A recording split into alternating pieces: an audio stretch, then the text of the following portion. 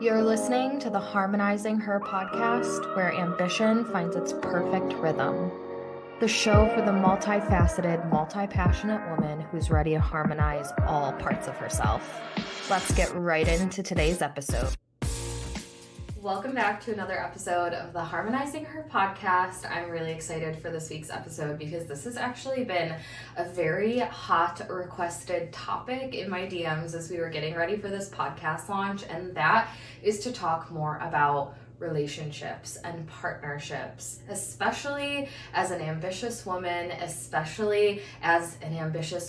who's also deconstructing every traditional construct within her home. I know for me and my partner, we have always really teetered on the non-traditional lifestyle, but especially when my business started to grow, especially when we had our son, especially when we made the decision for him to stay home with our son so I could continue to grow the business, where I became the primary breadwinner for our household, and just the dynamics that come along with that I feel like not a lot of people talk about. And I know for me and my husband, we have met so many different versions of each other, like you do when you're in a long-term relationship. We started dating when we were like 17 years old. And when I was 17 years old, if you guys know me, you know I had this perfect 10-year plan that I thought my life was just going to unfold magically, step by step, do all of these things, check all the boxes. When I graduated college, I quickly found out that my path was going to look a lot different than what I thought it would my whole life. And my husband proposed to me when we were really young. We were 19 when we got engaged. We were, I think, 22 or 23 when we actually got married. I started my business a couple months after we got married. And so when I graduated college, I had a job in investigations, and it was your very traditional 9 to 5, and it was in a building with no windows. And I just remember coming home from that job and thinking, like, this cannot possibly be my life. And my husband had supported me through college, supported me through every ambition, every idea that I had. I got this job. I was so excited to finally be making money and contributing to our relationship. And we wanted to buy a house and plan for a baby and everything as young couples do. And I remember coming home and telling him, I need to quit my job. I need to quit my job, and I don't really know what I'm going to do, but I know that I can't stay here. And I think that was a very pivotal moment in our own relationship where I felt like he genuinely, wholeheartedly was going to support me no matter where I was going to lead us. And I think something that I was so taken back by was the level of trust he had in me. And I had trust in myself, obviously, enough to say, I'm going to quit this job with no backup plan, and I don't really know what that means for us. But for him to be like, I think you should do what you feel is best, and have no backup plan. And he's always said over the years that we've been together and in like turbulent seasons, we're going to figure it out. Like, you're going to figure it out. We'll figure it out. We're going to be fine. Do what you need to do. And so I just remember like that level of support coming from him when we were so young. And I had just graduated college and gotten to the working force, and he was in the working force already.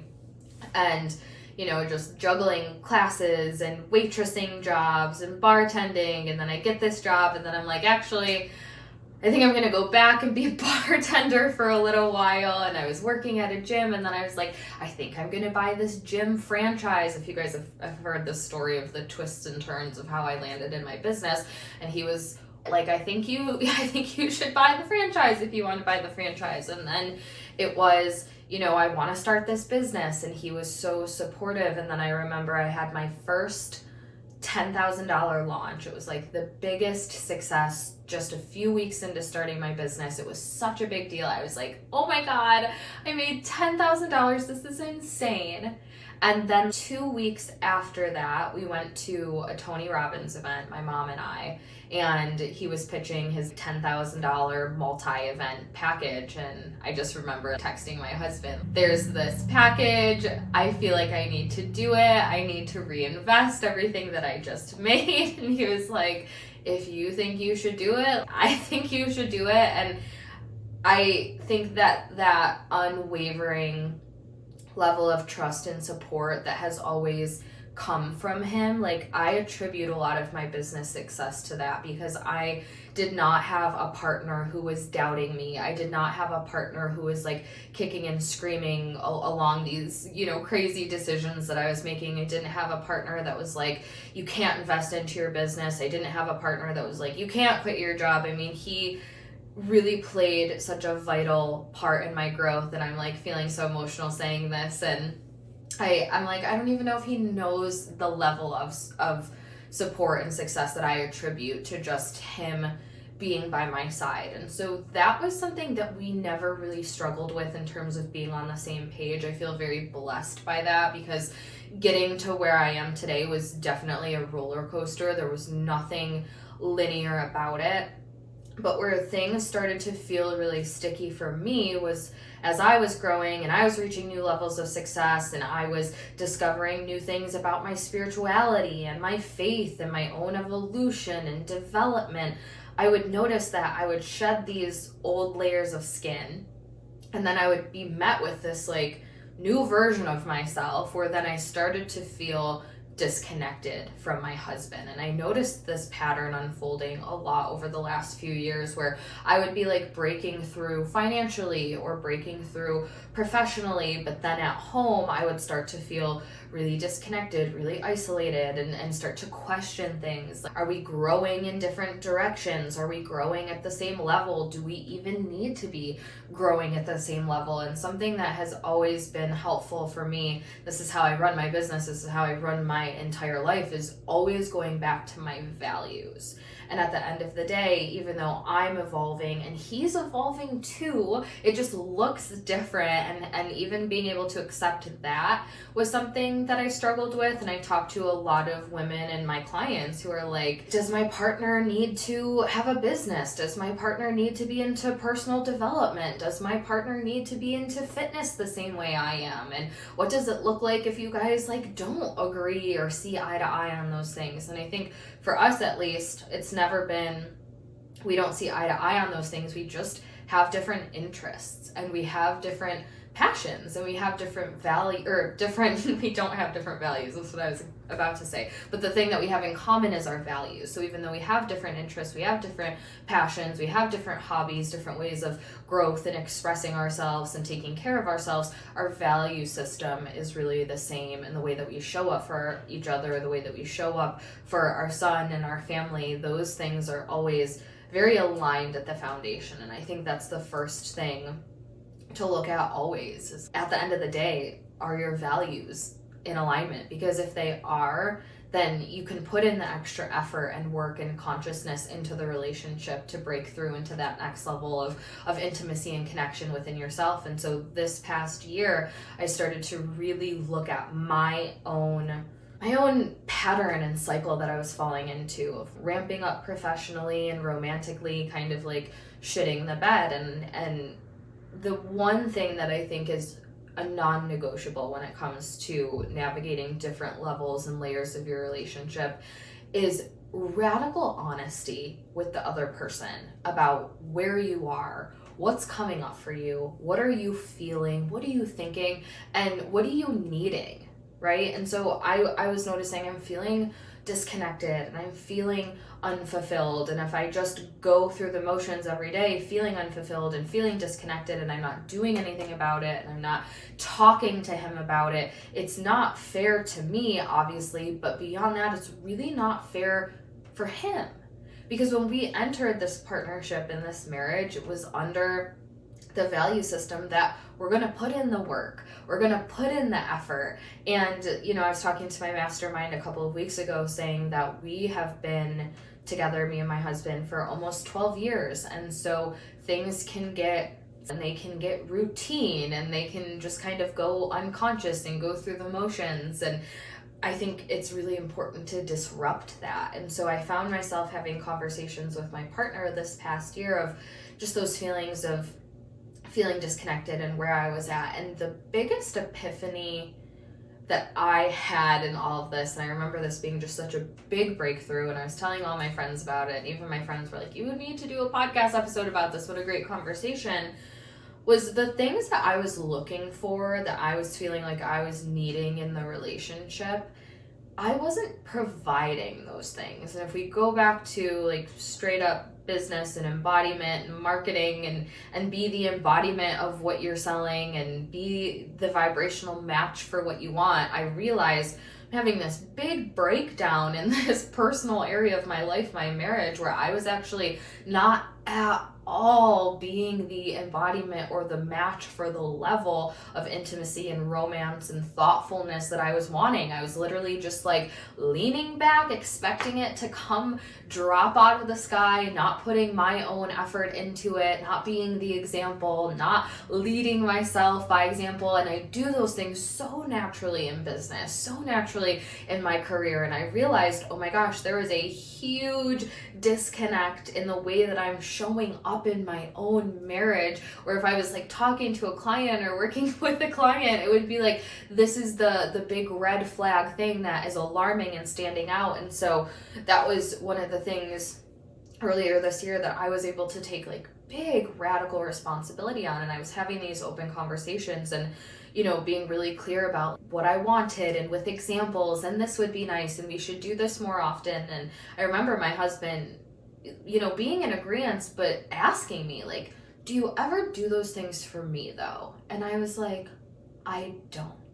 And it was just the biggest breakthrough where we both were able to realign and get on the same page. And we were able to also talk about that pattern of mine where he was like, I feel, you know, every 6 months we're kind of back at this conversation where you're feeling this way and I'm feeling this way. And how do we like disrupt this pattern and what's really going on and what's really important to us and what do we want? What do we want to feel? And how do we bring those things to life? And I think those are really pivotal moments in a relationship, especially as, like I said, an ambitious woman, especially as somebody who's the head of household, the breadwinner, the primary earner, and you guys are dismantling a lot of traditional roles and rules and constructs within the home. So having that open communication and always circling back to, are our values still the same? Because if we are still aligned in that foundational level of our values, then everything else we can navigate through and we can work through. And, you know, having that level of even unconditional trust and belief within each other to say, you're going to figure it out and I'm going to figure it out and we're both going to figure it out, is something that I always hold really, really close to me. And just keeping a pulse on your own identity and your own evolution. I remember after having my son, our relationship didn't go through a rough patch, but I went through a rough patch because I had my husband who was just like so wrapped around me, picking up all the pieces, supporting me, supporting our baby, supporting the household, keeping up on all the things. And I just remember being like, I don't even know who I am. I don't even know what I want. I don't feel beautiful. I don't feel myself. I don't feel that ambition. I'm feeling disconnected from so many things. And how do you show up in a relationship in that way? But again, it's being really transparent around where you're at. And I think the reason why we have been able to go through so many different seasons and identity shifts and personal evolutions and evolution together as a couple, as a partnership, is because we're always really honest about where we're at and what we're needing, and we don't shy away from those hard conversations. And they are hard conversations. No matter how many tools you have, no matter how much you've done the work, like they're just fragile, tough conversations sometimes. And I remember texting my friends in the thick of it and being like, this has been like a 3-day,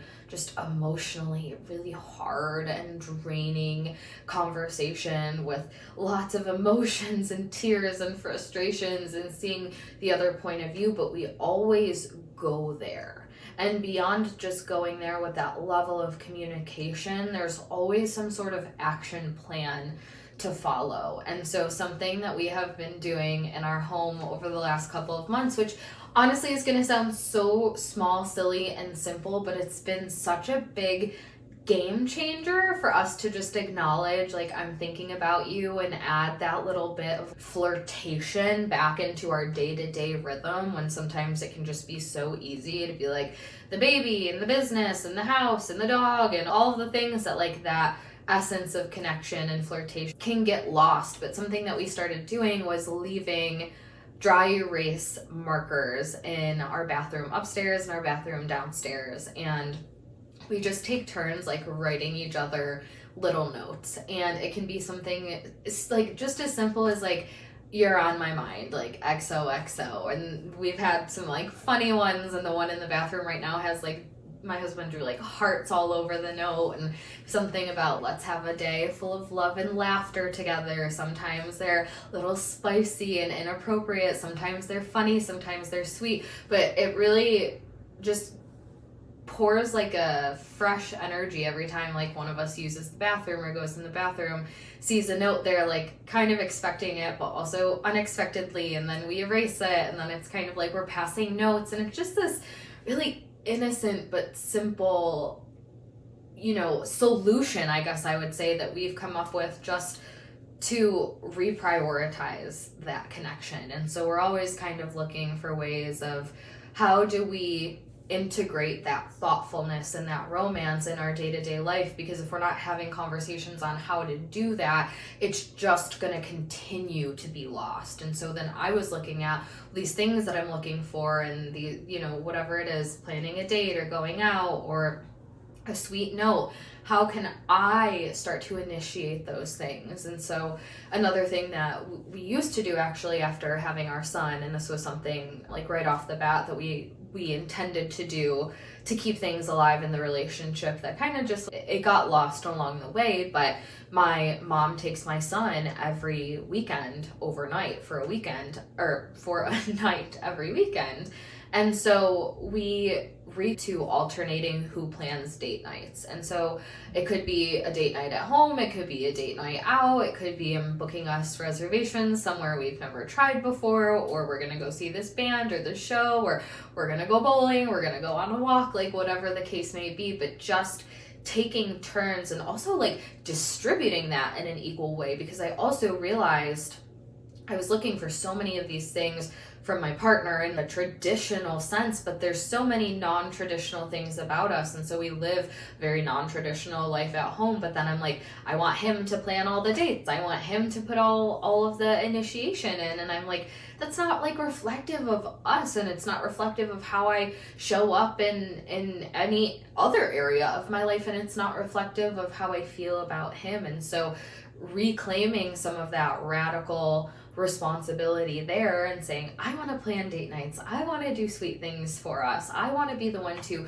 initiate and be thoughtful, and I know that I'm going to receive that in return. But like I said, it's going there, it's communicating your needs, it's having those conversations, it's having a lot of faith, like good faith in each other, good faith, like the benefit of the doubt, that unwavering, we're gonna get through this no matter what it looks like. And I always make a joke to my husband to say, like, being married to a woman who has huge goals and huge ambitions and so passionate about her career, and is also a mother and has so much drive and just wants to be better and better and better and the best version of herself. And it's no small task to be married to a woman with that ambition, because it can intimidate a lot of men.